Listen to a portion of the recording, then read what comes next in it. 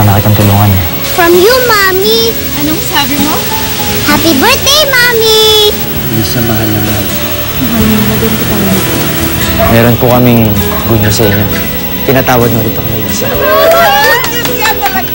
Ayos na ba ang lahat? Oo, ma'am. Bukas na bukas. Tapos na ang problema mo. Parang meron kang ayaw kong marinig. My mind is still sharp. I may be old. Yan ang akala mo. Maghintay ka lang, banda. Malapit nang matapos ang pag-reyna-reynahan mo dito sa bahay na to.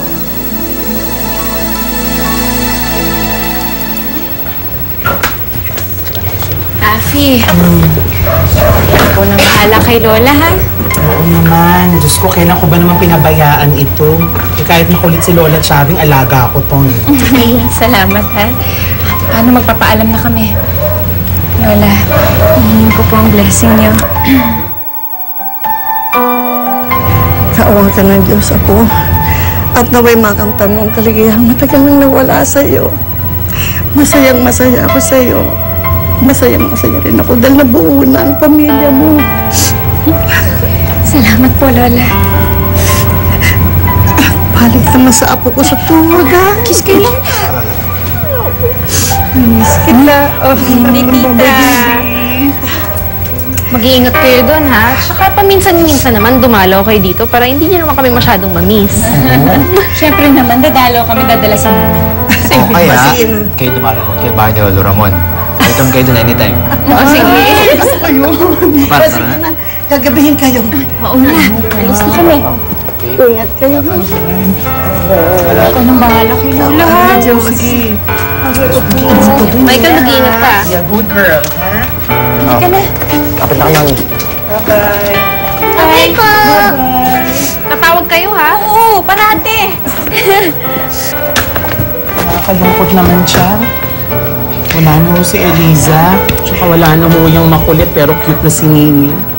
Kaya mo na ang importante. Maligaya na si Elisa, hindi ba?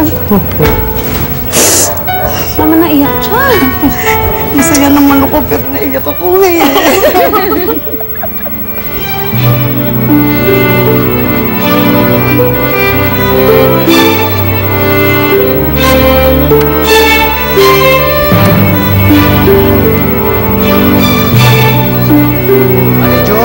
Hey, Michael!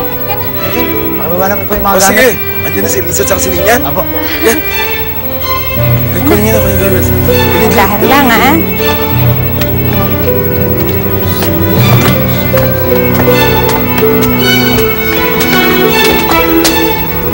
Welcome back, Eliza. Ay, Welcome home, Iha. salamat po, Lolo. Kawakan ng Diyos, kawakan ng Diyos. Oh, alam mo, tuwan-tuwa ako nung nag-text si Michael na nagkaigin na kayo na magsasama na ulit kayo. Salamat naman tinanggap mo ulit si Michael Eliza. Hindi ka nag-amali sa desisyon. Alam ko po yun, Manay June. Eliza, I have to apologize to you, ha? I'm really very sorry dahil hindi maganda ang pakikiharap ko sa'yo nung unang pumunta ka dito. Kamali ako. I'm sorry dahil hinusgahan kita na hindi ka man lamang nagkaroon ng pagkakataong magpaliwanag. Naiintindihan ko naman po, Lolo, kung bakit niyo nagawa yun. Kalimutan na lang ho natin yun. Thank you. Welcome home. Oh, teka muna tayo sa loob. Nagpahanda ako ng maliit na salo-salo. Ha? Favorite mo, nandyan. Ay!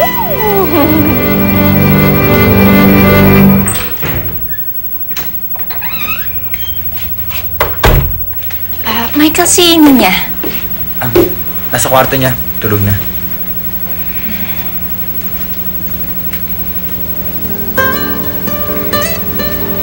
Hindi ako makapaniwala na nandito ka na ulit. Kasama ko. Elisa, nakauwi ka na. Kaya ngayon, wala nang pwede pa makapaghiwalay pa sa atin.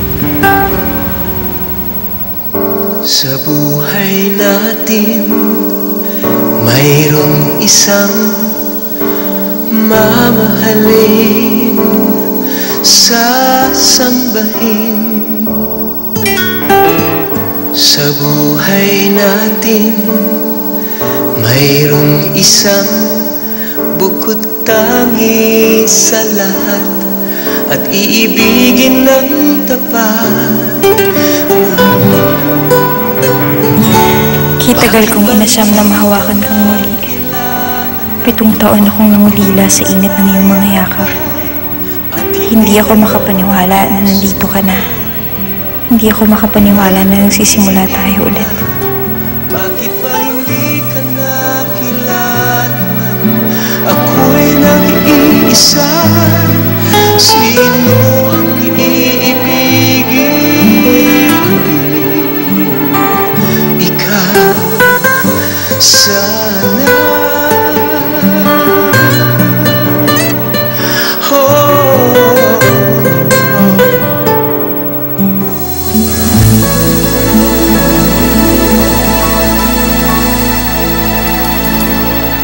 Ma, ba't dito ko pa nagpa-set up ng breakfast?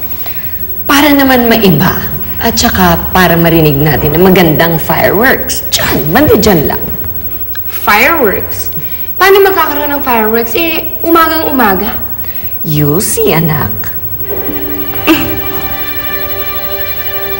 Hi, Lola. Oh, Good morning. morning. Morning. Good morning. Why don't you join us for breakfast? Oh, no more. Thank you. Nagmamadali ako at kailangan na ako makarating sa factory. Late na nga ako sa meeting ko, ha? Alright, bye, Lola. Bye, dear. Take care. Bye talaga. Ma, you're being very mysterious. Ano ba talagang plano mo?